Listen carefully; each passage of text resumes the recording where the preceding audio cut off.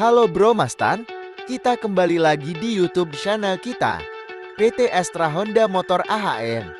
Memulai era elektrifikasi dengan secara resmi pada hari ini meluncurkan sepeda motor listrik Honda M1A pada ajang Gaikindo Indonesia International Auto Show atau GIAS tahun 2023. Thomas Wijaya selaku Eksekutif Vice President Director PT AHN mengatakan bahwa peluncuran M1i.2 sebagai bagian dan strategi dari elektrifikasi. Hal ini juga selaras dengan arahan dari pemerintah Indonesia terkait dengan kebutuhan kendaraan listrik di masyarakat.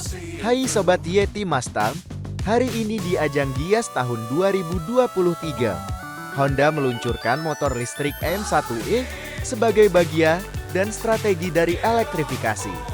Hal ini juga sejalan dengan keinginan pemerintah terkait akselerasi kendaraan listrik untuk masyarakat, ujarnya pada peluncuran Honda M1e di booth Honda ICEBSD Tangerang dikutip Yeti Mastar dari Viva Otomotif dan beberapa sumber lainnya pada Jumat, 11 Agustus tahun 2023.